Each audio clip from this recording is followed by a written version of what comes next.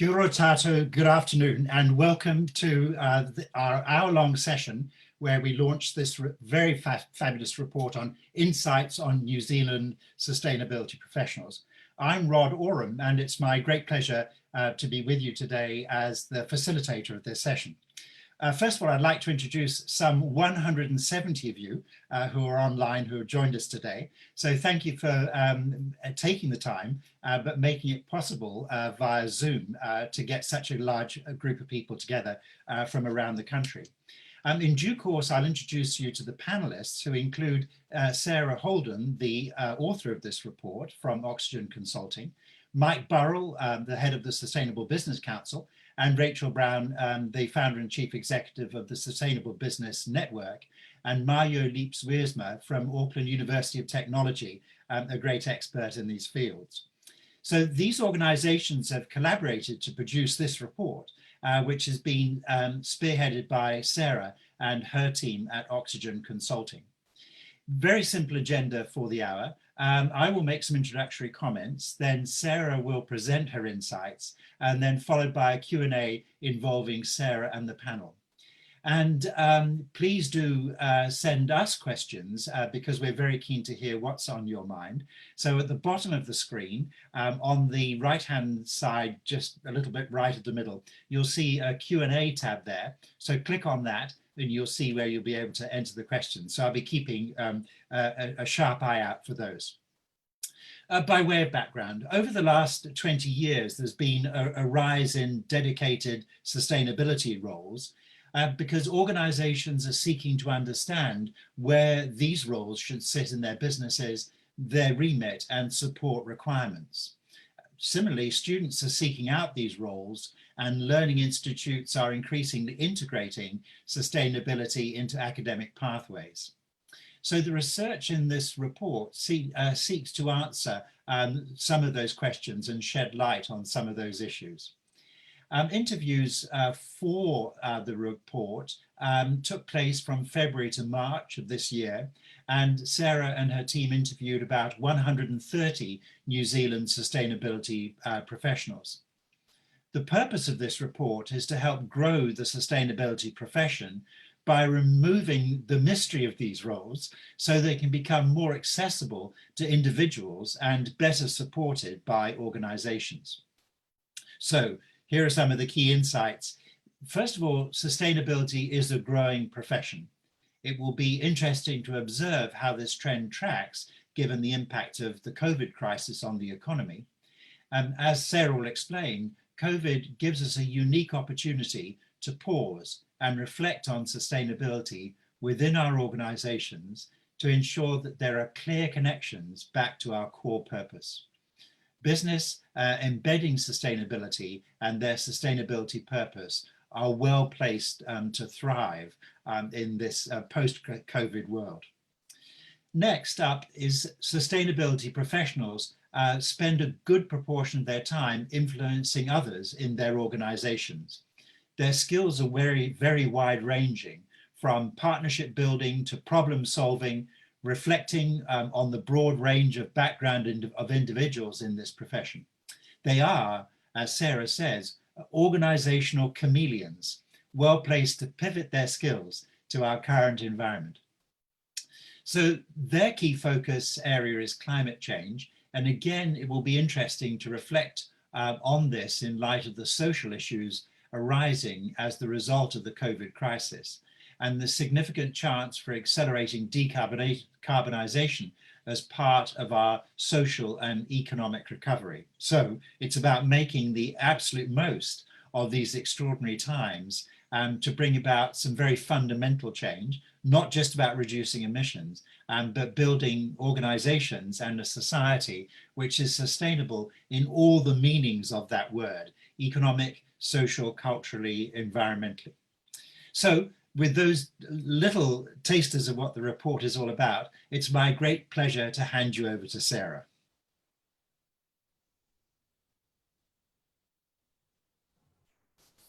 Kia ora. Thank you, Rob, and thank you everyone for joining us today.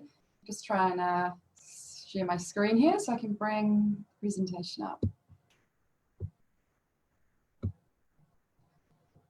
while that's happening, I also wanted to make a few more acknowledgements. So the partners, I want to thank Sustainable Business Network, Sustainable Business Council and Auckland University for their collaboration on this research. I'm really proud of what we've achieved together and what it symbolises in terms of what is possible through a collective approach. And I do think these cross-sector collaborations will become even more important as New Zealand moves forward in designing a sustainable economic future.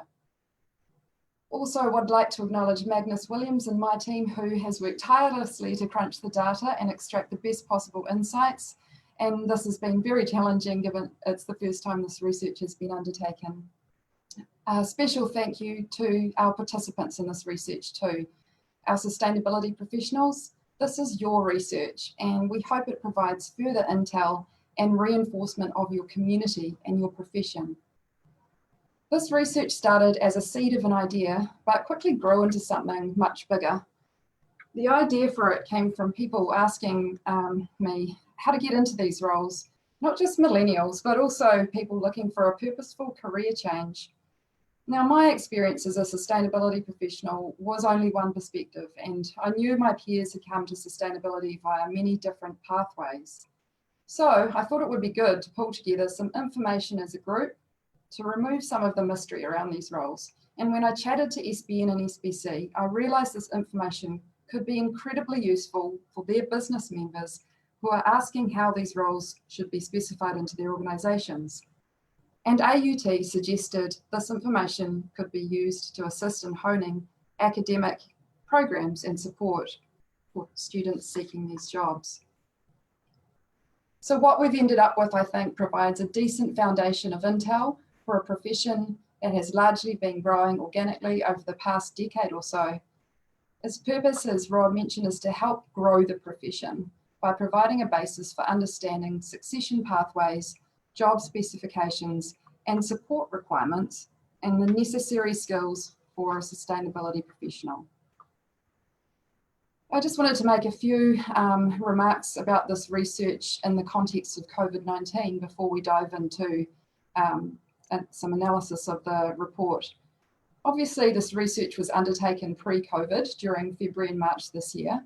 However, I still think there are very relevant takeouts as organisations move forward. The first one is that sustainability is not dead.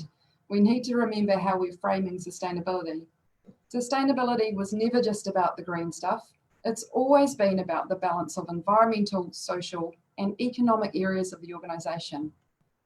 Whichever sustainability model you support, whether it's Raworth, Donut, Brundtland or Giddings models, sustainability is multidimensional across environment, social and economic areas. However, for a long time, the environment is what sustainability professionals have tended to focus their attention on, because let's face it, that's where the gap was. Nobody else in the organisation had a responsibility for it. With the impact of COVID-19, organisations are now rebalancing the social and economic aspects of their business. They are prioritising their workforce requirements. They are restructuring their physical premises requirements to meet distancing needs, but also a more flexible workforce.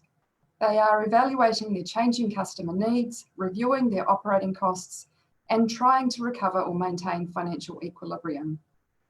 It's not that the green stuff is no longer important, it's just that the other areas need all our efforts right now to bring them back into balance, which is not to say we should take our eye off the green ball. We know from the research that addressing climate change is the top sustainability topic for businesses now and into the future. Climate change is not something that's going away, nor is it something we can self-isolate from.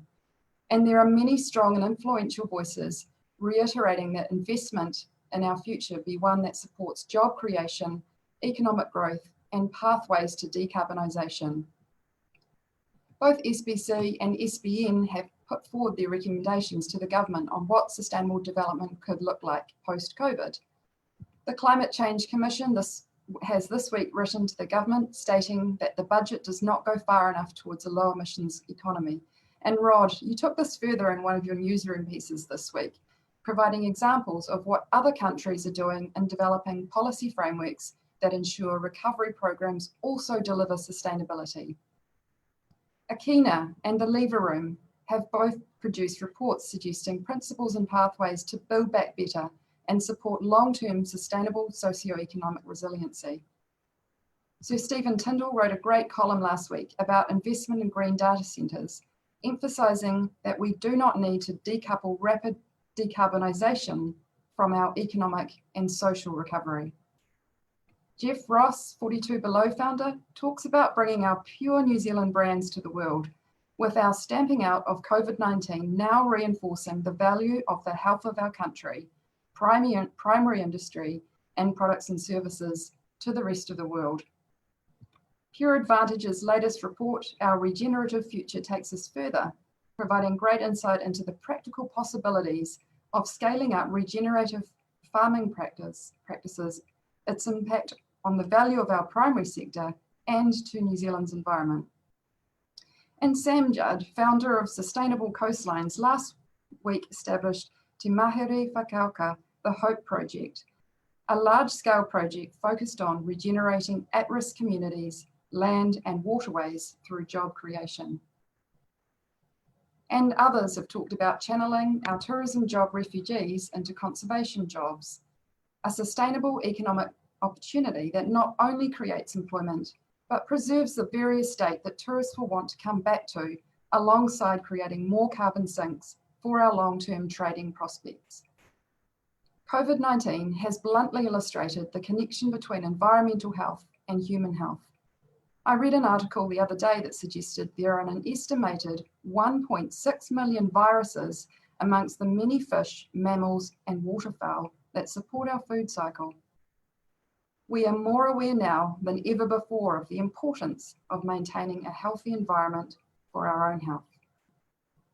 So I say sustainability is in fact going through a revival. This is a great opportunity to pause and reflect on the materiality of your sustainability agenda, to ensure that there are clear connections in the social, environmental, and financial outcomes you are seeking back to your core purpose. It's a chance to weed out inefficiencies, to channel your efforts into things that are going to achieve the biggest bang for buck. What do you want to be known for? Let this guide where you must continue to place your time and resources as you consider how to rebalance your business. And make sure you bring those sustainability professionals into these conversations. You'll hear me talk some more about how these people are multi-solvers. They have vast and transferable capabilities. They are well trained at influencing others. So if you're seeking to execute a change or recovery agenda that will provide long-term resilience for your business, the voice of your sustainability professionals will be invaluable in these conversations. Now let's dig into these insights a little further. Who are our sustainability professionals? She's a New Zealander in her 30s, working in a large New Zealand-owned organisation based in Auckland or Wellington. We know that 61% of our sustainability professionals are female, and 57% are aged between 26 and 45.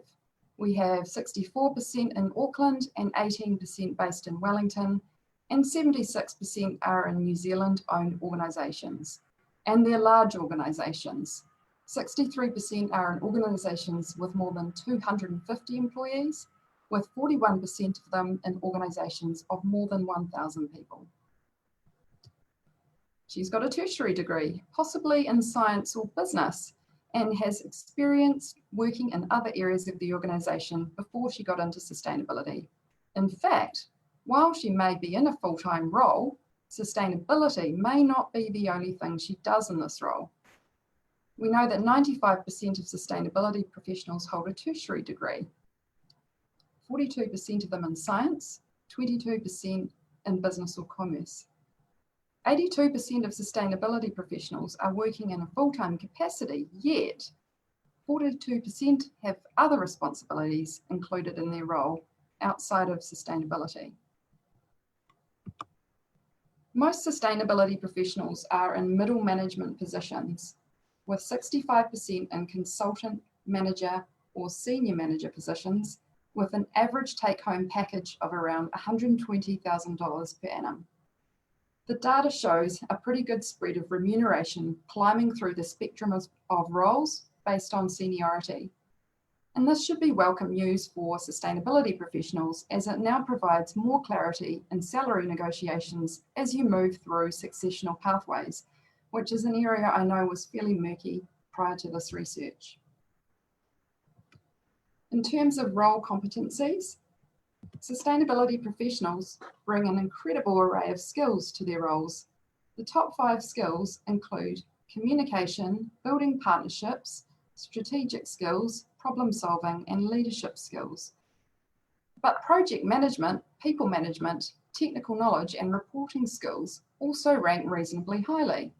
Now, these are quite different skill sets, requiring a person to have both a bird's eye lens across the big picture, but at the same time be able to dig into the detail, muck in, and get the job done.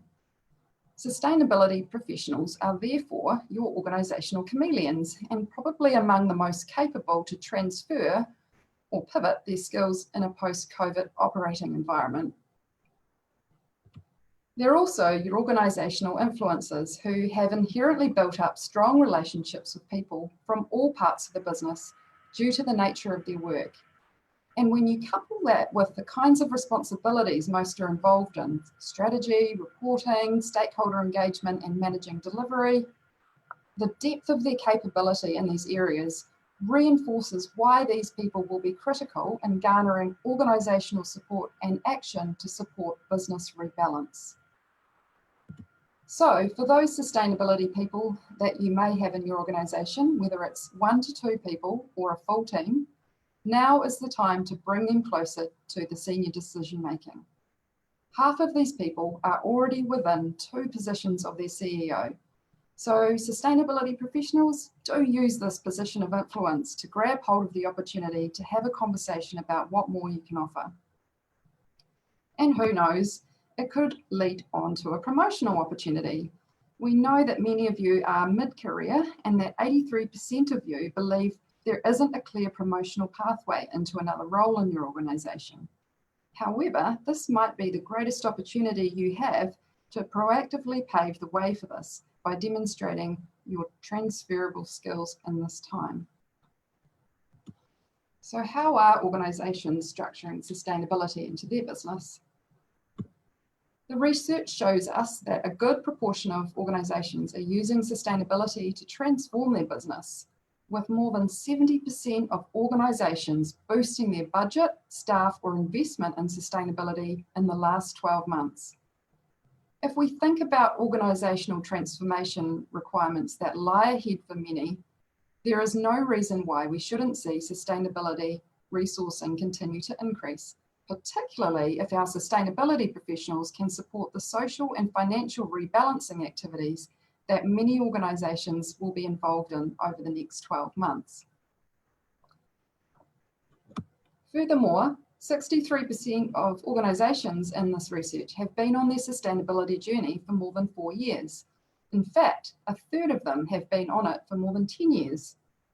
Many of these organisations will have ambitious and publicly stated sustainability goals given their maturity. Those who are authentically on this journey will want to look back at this time and see that their efforts now didn't undermine their long-term sustainability goals. So how are organisations supporting these roles? Sustainability professionals are a tight-knit community who get the most support and capability development from peer-to-peer sharing and networking. Within their organisation, sustainability professionals feel empowered and supported in their roles, although organisations could possibly do a little more to proactively connect these people with other teams, as there is still a sense of silos and role pigeonholing amongst professionals. Although organisations may have increased their sustainability resourcing in the past 12 months, it seems that this may still fall short of what is required for businesses to deliver on their ambitious sustainability agendas. 38% of participants felt that their sustainability agendas are not very well resourced. We know that sustainability professionals are experiencing significantly higher job stress than other New Zealand professionals, which may reflect the breadth of the organisational sustainability agenda and the many spinning plates needed to keep it in shape.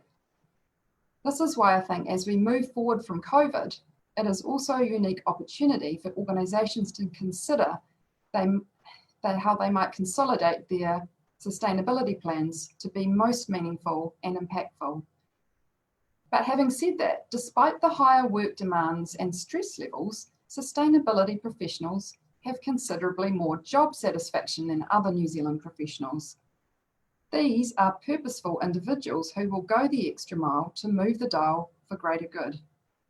For organisations seeking to shore up their long-term resilience, it's your sustainability professionals who have the stamina and appetite to see this through. They are prepared to put the hard yards in now on the tactical measures if it means the longer-term outcomes are going to achieve social, environmental and financial balance, not just for your organisation, but also for New Zealand.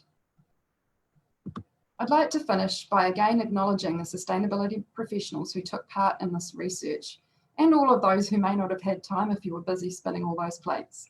You are an extremely talented group of individuals of influence within your organisations, bringing in energy and purpose to your roles like no other. I hope that this research will not only strengthen you as a sustainability whānau, but also assist your organisations to fully realise your abilities in an environment where we need people like you more than ever. Be proud, stay strong. Ngā mihi nui kia koe. Thank you.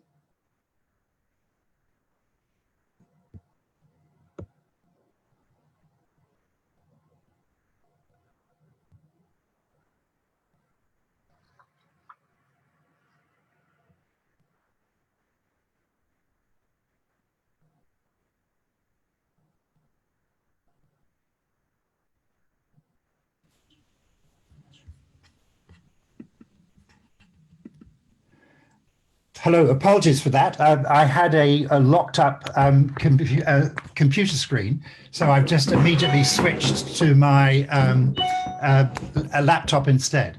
And I'm just looking for a signal from Zan that all's good. I think it is. Thank you. Thank you, Sarah, for that excellent wealth of insight and information that you and your colleagues have delivered us with this report. And I just want to remind all our participants that this report can be downloaded from the Oxygen Consulting website. So could you just give us the web address for that, please, Sarah? Sure, it's www.oxygen-consulting.co.nz, and it's on the next page.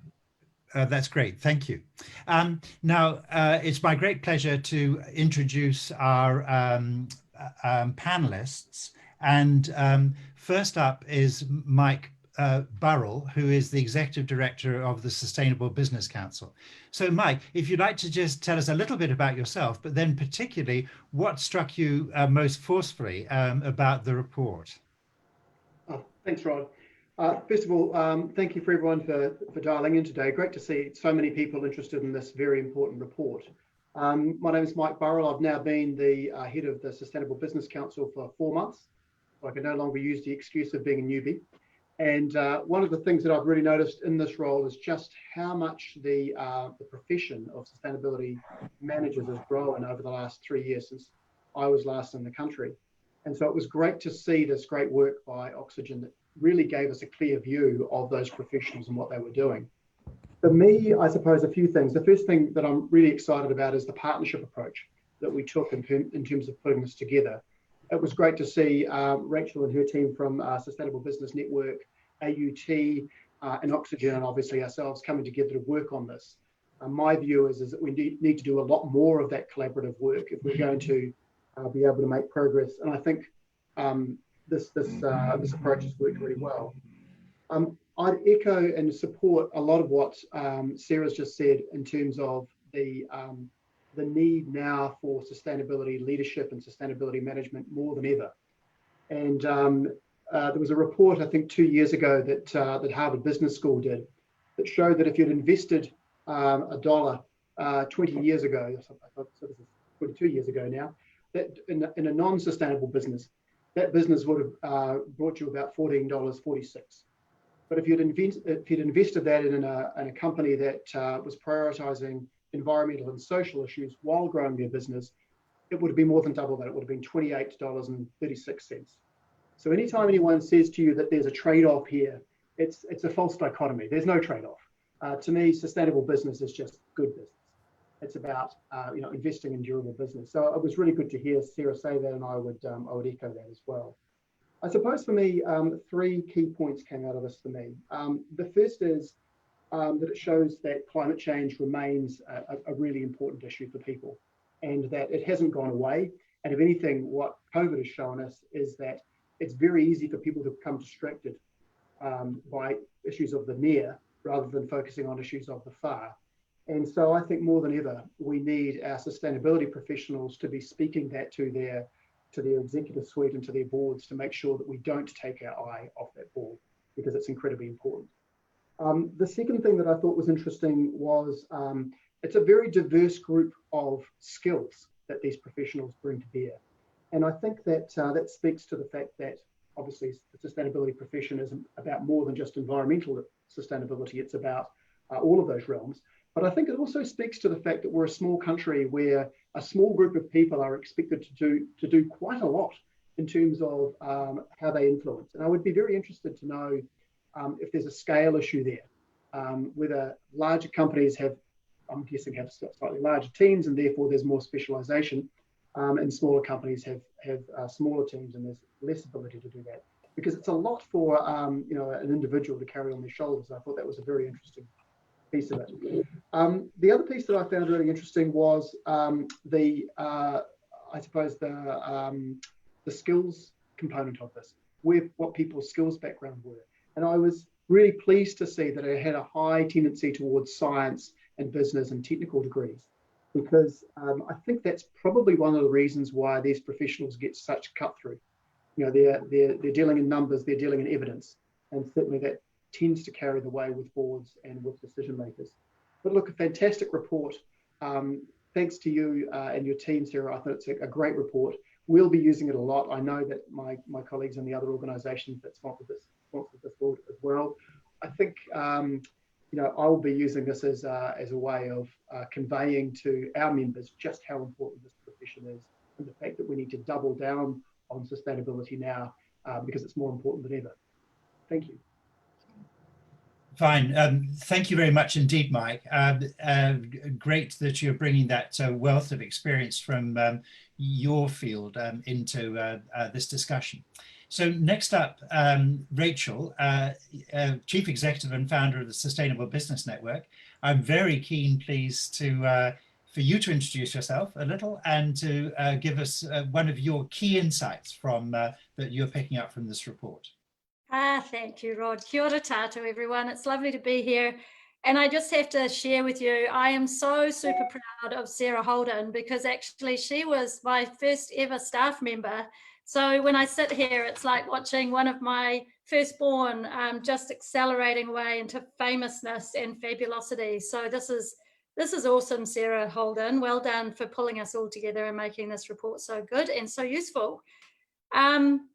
So I guess the first thing is I've been in this space for 20 years in New Zealand. So a lot of the information in the report is just not surprising.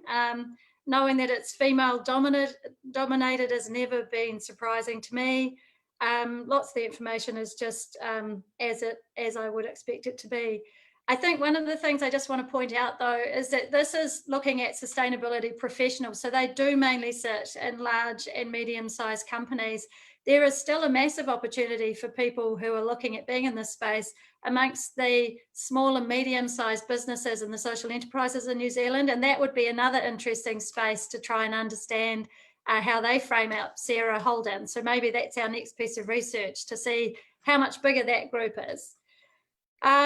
I guess the other thing that I really noticed, and it stood out for me, is we're an organisation that really deeply believes that there's an interconnection between how business operates, the impact they have on communities, including staff and supply chains, and how that collectively impacts on our planetary systems, because all of us know the planetary systems are declining.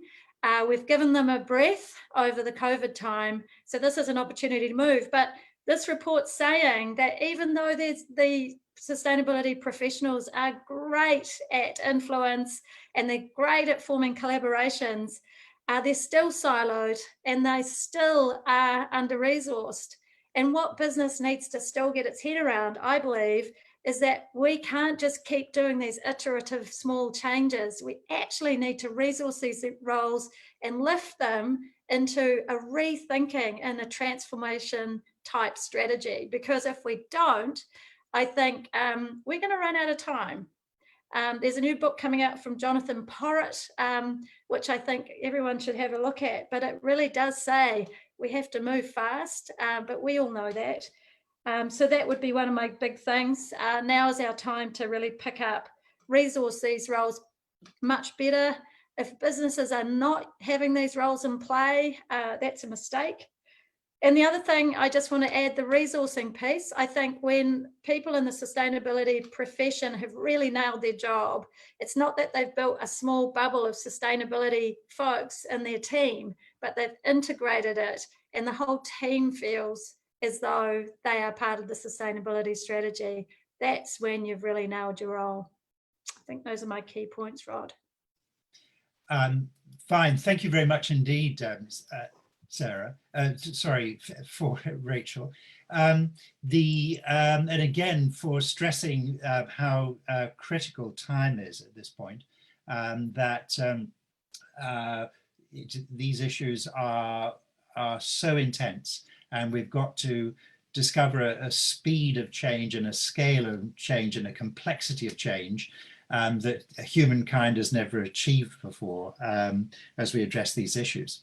And then our third panelist is Mayu. Mayu is Professor of Ethics and Sustainability Leadership at AUT. So over to you, Mayu, for a little bit about yourself and your key insight. Thank you, Rod, and thank you everybody for the great collaboration. So as a university, our input in the survey was simply to have input in the quality of the questions that everybody was being asked, as well as interpreting then the data as it sort of comes, and having some input in that together with Oxygen. It's really nice, Kia ora koutou. I saw the list of all the people, the sustainability officers who are participating in a meeting, and I especially want to say great to see so many of our ex-students taking on sustainability roles and being present here, as well as some sustainability officers of AUT itself, which is doing quite a lot in the sustainability sphere in our estates, in our teaching, etc., etc. So great to see you all. And great to see all my colleagues and the lovely collaboration that other people already talked to. I noticed three things. One of them is how quickly actually the role of the sustainability officer has moved from, you know, just being a member of a green sort of volunteering team, where often we would recruit the people who showed an interest or had a passion for sustainability, to it becoming a full-fledged profession, like an engineering profession or accountancy profession. And particularly that a lot of the skills are now becoming more strategic. So, you know, skills in, say, system thinking, reporting and measuring, that's completely strategic. It's not just gathering some data, it's actually driving sustainability plans. The influencing and inspiring, but influencing and inspiring in that strategic way. Where do we want to be in 20, 30 years' time? The project management of, you know, how do we start fast piloting what are essentially going to become large projects. All of those sort of things, I think, shows that I know that Sarah referred to it as a chameleon. I'm a little bit worried about that, because sometimes chameleons can become invisible because they adjust almost too much. And I thought, well, really, I think we really now need to start claiming that word expert, sustainability officers, and we see that internationally as well in our research. People say we really are experts in the field, even though we do multiple things. but actually that's partly where the expertise is. We know how to weave together all these multiple things. So that was one important insight. And so I think paying them on average 100 to 120,000 a year is a very good investment for companies. And if I make that investment as a company, I would really want to make sure that I got the very best out of my sustainability officer. That takes me to the next point, which is, that they are still spending a lot of time influencing. And also we see that they have quite high work pressure. And I think that's partly because they spend a lot of time still influencing where they should already be spending their time acting and really enacting the plans and furthering the sustainability of the company rather than getting people on board. So I think I would like to push that more, and we see that those sustainability officers who are most effective have parts of budgets allocated, say 8% of a budget or a purchasing budget goes to social enterprise, and then they just get on with how to do that rather than still having to ask and influence and say, why is this a good idea? So that whole budget allocation, giving them more control in that way, I think is really pertinent when you look at some of this data. And finally, I just want to say something about the networking. People have already spoken about the networking amongst ourselves and Sarah initiating, and I know most of you, which was great. And I think SBC as well as SBN have done that really great. They play a key role in terms of the conferences, all those events, all those newsletters that we get, What I would add to that is our international research shows that network is also now starting to move towards specialists in sustainability, whether they be scientists, engineering, accountants, doing the reporting, actually starting to enter each other's companies and talking to each other and helping each other very directly. And when I asked them why they were doing that, they said, well, in a small country like the Netherlands, they said, we're all ultimately we're all in each other's supply chain. So we all need to support each other to become more sustainable.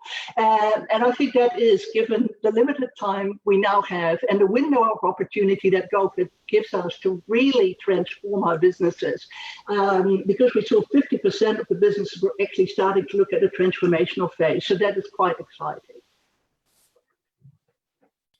Fine, thank you very much indeed, Mayo. And if I could just please have Rachel and Sarah and Mike have their video on too. So our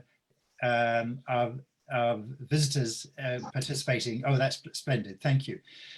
We've got lots of questions, and I just want to draw your attention again, though, to the Q&A button down at the bottom of your Zoom screen, just slightly to the right of the middle. And another aspect of that is that if you like a question that you're seeing up there in the Q&A panel, please do vote it up. As indeed some of you have been doing, because it gives me an idea of what's most interested people amongst you delegates. So I'm going to ask the first question, top of the list, from Dave Watson, who says, I imagine there are a lot of expats back in New Zealand as a result of COVID. A recent sustainability manager role advertised had well over 100 applications. So a question for the panelists is, do you see an increase in competition for these roles? Absolutely. If you've got more than 100 people applying for it, then the business is able to make the best possible choice. Yeah, no, I think that's right, Rod. And my view would be that we know that unemployment in New Zealand will peak towards the end of this year, and it's probably going to tip into double digits for the first time since the early 90s. I would have thought that competition will be running hot at that point. But what we also know is that the recovery will begin following that, and that following year that growth will come back up. What I'm hoping then is we'll see a lot of re-employment and future employment as well. So the competition is hot at the moment, but I'm hoping that that will only be a transitory issue. Fine, thank you. A question now from Simon Harvey, who thanks you, Sarah, for the great research, and asks how many sustainability professionals commented or agreed that their business was turning their sustainability agenda into positive and measurable commercial results? So we had a question around, the question was around what are some of the motivations for your organisational sustainability agenda? And I talked to the business transformation piece, but we also had 38% who said for competitive advantage as well as a key reason why they're getting into it. So I hope that answers the question. Indeed, thank you. Another popular question is one person asking whether it's time for us to have a professional body of sustainability managers here. And Simon Harvey mentions that there is the International Society for Sustainability Professionals that has a certification process.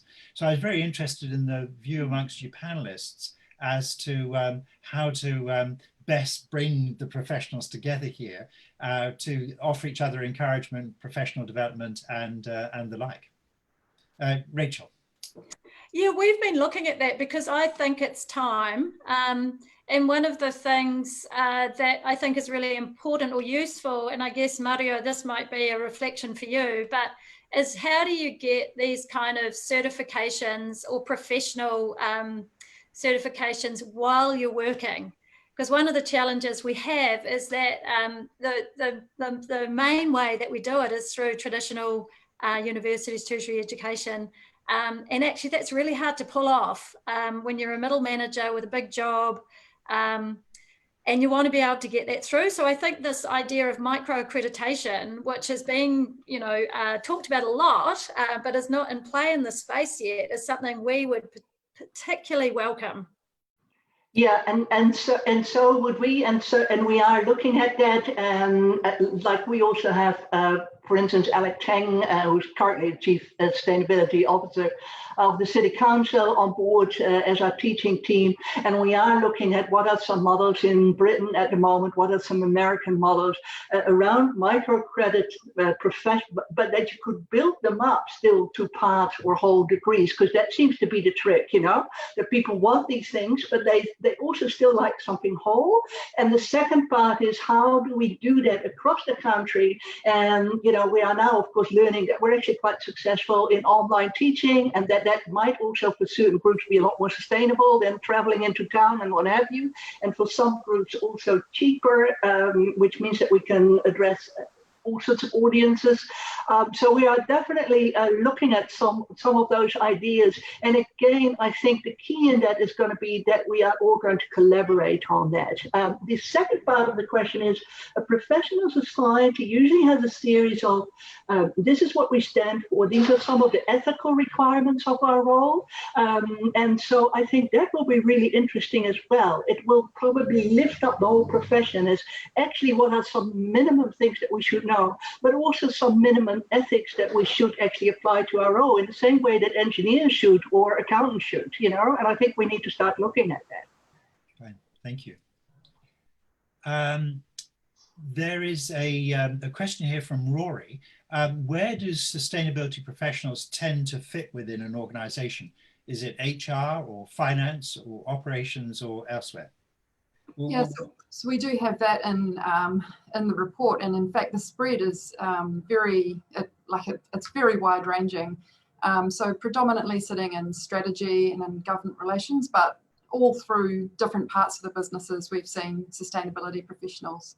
So I think that tells us we don't need to pin them down into any part of the business specifically. I would agree with that they are everywhere, and the research shows that.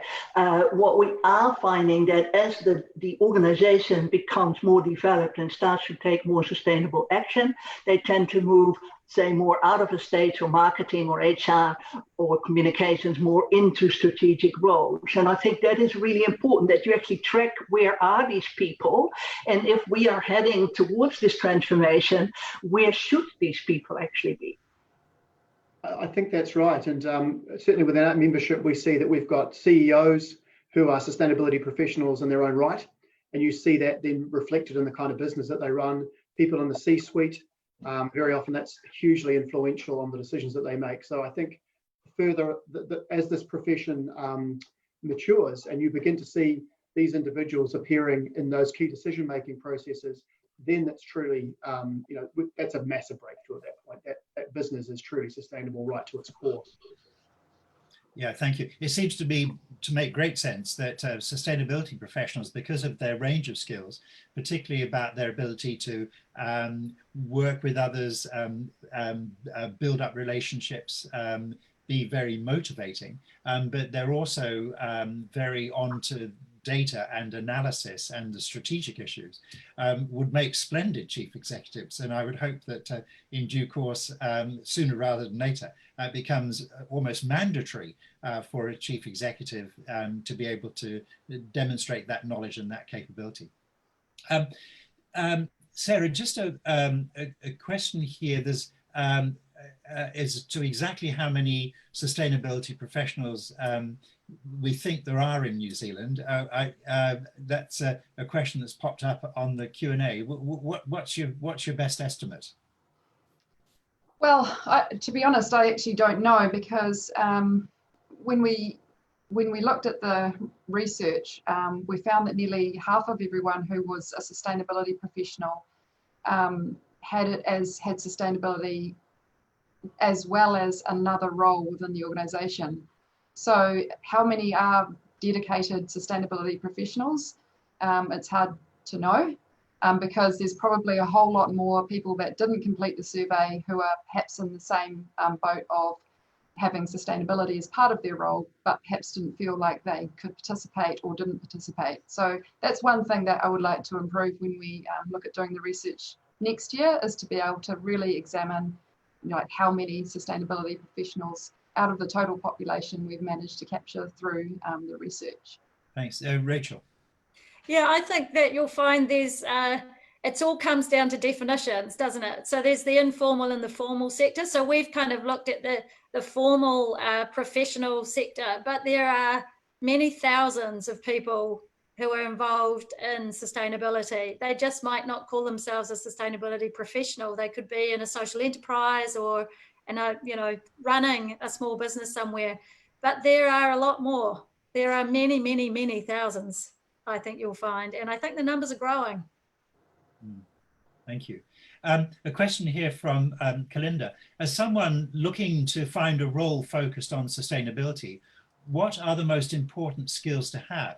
I'm applying for management level positions, however. The lack of experience in a focused sustainability role often excludes me from being considered.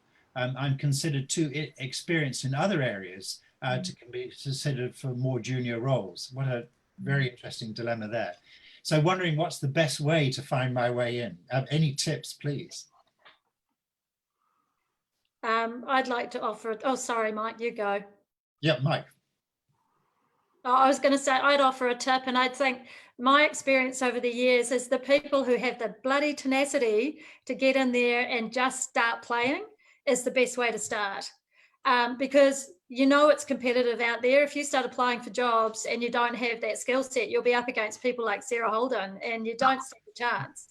So you've got to get in there and find a place where you get to practice. So whether that's in your own organisation or with an NGO or some other group, you just need to start playing. I completely agree with that. I think you just get in there. Certainly, please don't do the classic of just applying online, waste of time. You're not going to get anywhere. You want to be in there and you want to be seen. And if you are experienced in other areas, that experience will shine and you'll very soon rocket up the organisation anyway. So I just think you just get in there and you make your mark. And many of the things that you're going to need to learn are going to be soft skills that you're only going to learn on the job. And you'll get that through actually being in the company and being in those organizations. So no, I agree. Be tenacious and put your hand up and get in there and you'll quickly rocket up the organization. Thank you. I would agree with that. And at the same time, as we see, particularly also in international research, the profession developing, people are more looking at, I would ask you a question of, well, what next to just being a very good people manager, what kind of specialized sustainability skills do you have? And so you do need to then come up with that you understand sustainable supply chain management, that you understand sustainable reporting, that you actually understand really strategic systems type of thinking. You know, you do want to kind of look at, well, what might be some of those credits, whether it's a paper or whatever, whether you're reading a lot in that area.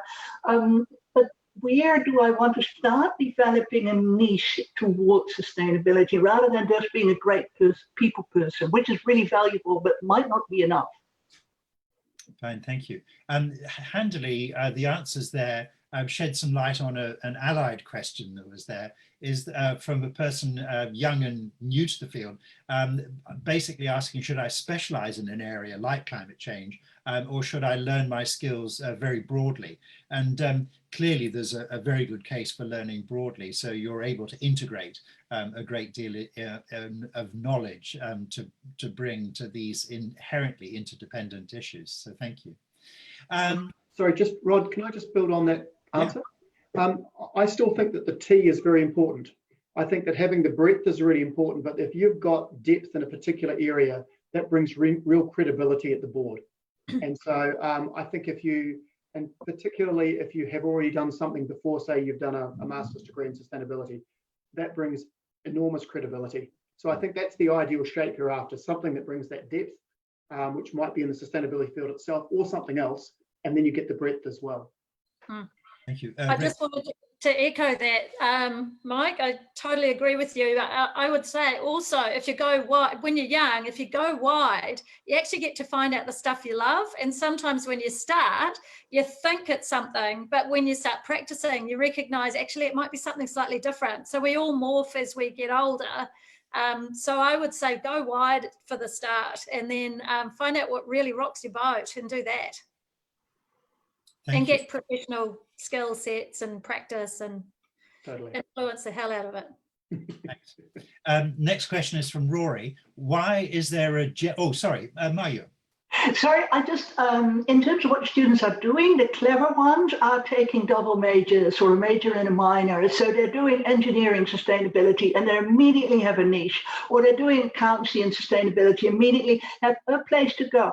That then they still have that passion and that width, but they are getting more strategic. And I'm just wanting to bring that in because that is what you're starting to compete with if you want to be in those roles. They are taking a whole degree in one thing, in sustainability, as well as a degree in something else, and you know, they are very passionate. They often immediately go and get 2 or 3 years overseas experience by some of those companies that we're all quoting as being the best. Then they come back, and so yeah, they're starting to shape, I think, much more of a pathway now than say even 2, 3, 5 years ago, where, as I said in the beginning, it was more who has an interest, you know, who has a passion.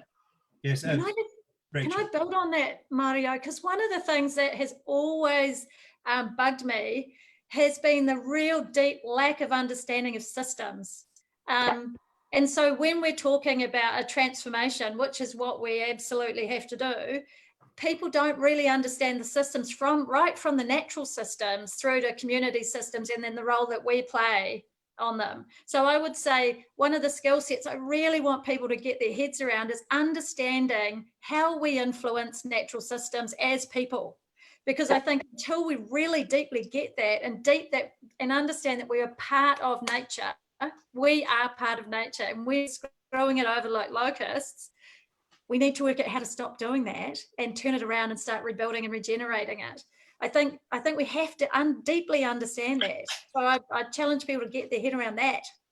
Totally agree. And the whole idea that young people are getting increasingly disconnected from nature, you know, to urbanization, a whole series of other things. So we, and I'm sure many other people are too, and as you are with your Green Stream projects and all these sort of projects are also needing to look at how do we actually reconnect young people, because I came from a farm, I didn't need to be reconnected, you know, but so many people have no idea even more where their vegetables come from. So I think there's a huge amount of, and I know that some of you are looking at how do you get sustainability office to mentor young people and work with them. And I think in that space of nature, there's a lot of good work to be done still, but collaboratively.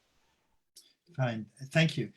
Sarah, a question for you. Had you had some discussions with recruitment people in the survey process? And if so, were there some particular messages coming through from them? Yeah, I did have a couple of discussions with people in recruitment in the space. And I'm aware of Talent Nation's remuneration report, which was done last year. And actually, I guess the takeouts from our report support those that were in Talent Nations insofar as the remuneration. But I think what we were trying to achieve, oh, sorry, the lights have gone out. There we go. What we were trying to achieve was really to get a deeper understanding about the roles themselves, the necessary capabilities, because I think it's more than just about the pay packet. People are wanting to know what skills they need to develop, and businesses are trying to specify these roles. So that was really the focus of our research. I'm not sure how relevant that's going to be for recruiters. Hopefully it will be. Yeah, open to feedback. Thank you. A question from Rory, and I'm probably only going to have time for another one or two. This question from Rory is, why is there a gender imbalance in sustainability roles? Rachel. I think women have always been naturally drawn to these kind of, it kind of came traditionally from a caring role. So less into the traditional ways of being. So women have tended to have that, and it's always been dominated by women. The space always has. But I do think as it's kind of becoming more formalized, men are more attracted to it. So it is shifting. But I think when it first started, it was dominated, still is dominated, but not as much as it was. We used to have networking events and you'd be looking around for the bloke in the room. Now there's a few. There's Mike. And right. On some occasions. So as the token male on the panel, yes. I think this is a really interesting question, and I think there's probably, I think Rachel's answered a really important part of it, but I think there might be some other bits as well. I think part of it might be around career track and the way that men perceive career track. And I saw it in a profession of my own, which is the development profession. It is also dominated by women, and that's because a lot of men would look at the numbers and say, I'm not going to get as far as I would like to go with this, and it doesn't pay as well, and I don't want to do this. And also they see the gender skew, and they think, oh, well, maybe that's not for me. I think it will change as this becomes much, and it already is changing, as you see more and more businesses seeing sustainability as business. You know, it's what you need to do to be a good business, to survive and thrive. And so I think you will see many more people like Volker, for example, the CEO of Sanford, who embodies sustainability with everything he does. You know, you'll see more and more of that. I do think that what Mara is talking about in terms of those combinations of degrees is also another area where you'll see more men say, well, actually, I could do finance, for example, and combine sustainability with that. So yeah, I predict that it will become a little more balanced, but I suspect that Rachel is right, that there is also the element of women thinking a lot more about those future generations, and therefore thinking, actually, you know what, I want to have an impact there. So to the men on the call, start recruiting. Thank you. Maya. I also think traditionally the universities have not normalized this sort of knowledge as being an essential part of, say, an engineering degree, or as we do as AUT, an essential part of a business degree, you know. So traditionally you had to claim a space for this, and I think, yeah, maybe this is going out on the edge a little bit more, but I think traditionally women, because they didn't fit any business roles anyway, they were tending to often take more risk, and they also took more risk in their studies and, you know, all those sort of things. They were a little ahead of the pack, whereas now we're almost kind of starting to normalize it, saying, yes, this is okay, this is essential knowledge that you need to have, all need to have it, regardless of whether you do accountancy or economics or finance. This is just absolutely essential. And I think that will also change some of this. We're starting to see a bit of a change in the patterns of our specialized degrees, where I too went, oh my, a lot of women. And traditionally, and that's changing too, and I'm really pleased with that.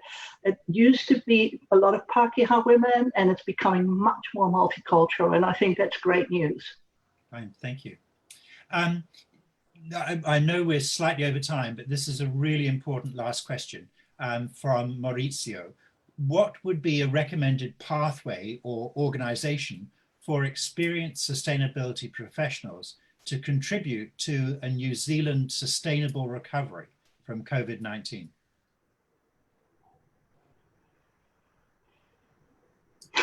I can only stress, you know, it's a very big question, Rod. I'm going to have a crack at it. Yeah. I think there's a very real risk that if we don't quickly come up with a plan in terms of our next phase of the sustainable recovery that is truly sustainable, in terms of the recovery that's truly sustainable and focuses on climate as part of that, that we will miss the boat. Yeah. I think that's a very real risk. And so that's why Rachel and myself and many others are calling on the government to engage with us and with business as a whole to actually develop that plan quickly and make sure that it is sustainable, because at this stage, I don't see the plan. And I hope that it's there. I hope that someone's beavering away in number one, the terrace or somewhere else and developing it. And I really hope that that's the case. But so far, I haven't seen that. So that's a plea from me for that engagement. And I think that pathway for an organization to do that is to work through these common voices that you've got here today, but also to go directly, to make that call directly and say, we've got something to bring to this. In the end, it will come down to practical action. And that's what business can often bring. Thank you. Any other takers? Rachel. I just want to add to that. Yeah, it's exciting. Mike and I are playing in the same sandpit on this one, and it's feeling really positive. We know there's a lot of actions that we need to take. They're not resourced well in New Zealand, and they don't have much profile, but we can see the potential for it for a New Zealand recovery. We lead well on COVID. We can lead on this green revolution, or whatever you want to call it, the new Green Deal. There's lots of different names, a regenerative, redistributive model for New Zealand. It's super exciting, but it does need to be coordinated.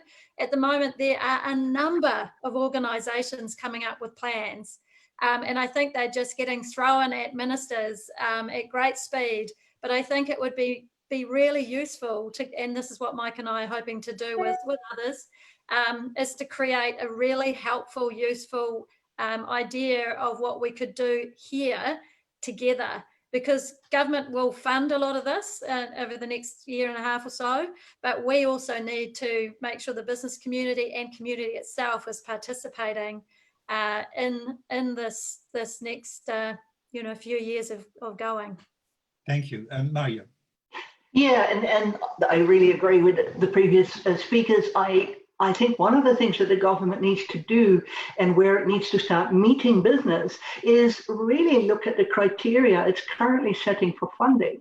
And yes, one of those really important criteria is, of course, that people are maintaining or getting back or upskilling, those sort of things. But it is really also the criteria around what sets the future economy that also requires businesses to do their bit. And many of them already have, with fantastic reporting and so on, saying we already know that we can meet those criteria. You know, we are a very reliable partner here for actually going to that next step of transformation. I think both of those need to come together, and SBN and SBC will do really important work because in some cases businesses are actually ahead with setting a whole lot of criteria in their reporting of, well, what should we actually be measured against when we get this money? And they have already set all those social and environmental criteria. And I think we need to take this much more seriously. Thank you. I'm going to leave it there, sadly. We're over time. And it was a great point to end on. I was going to make it my wrap-up comment as to urge people to go out there and be extremely active. But of course, being active collectively is important to demonstrate to the government and to business and to society at large. And that we've got a lot of really positive things to say. And there is real momentum behind this. So first of all, thank you to Mayo and to Rachel and to Mike for being on the panel, and of course with Sarah too. Thank you, Sarah, and your colleagues for producing such a valuable and insightful report. I think it's going to be much pored over by people, and I hope it becomes a regular event every year or two. And other thanks for Zan and Jay at Sustainable Business Network and Katrina at Sustainable Business Council for helping behind the scenes bring this all together. So I can just urge you all to go out there and be extremely persuasive and extremely effective on these extraordinarily important issues. It's really now down to, if not now, when.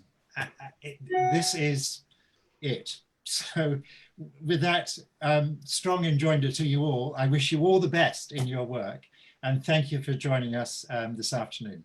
And don't forget to download the report from Oxygen Consulting. See ya.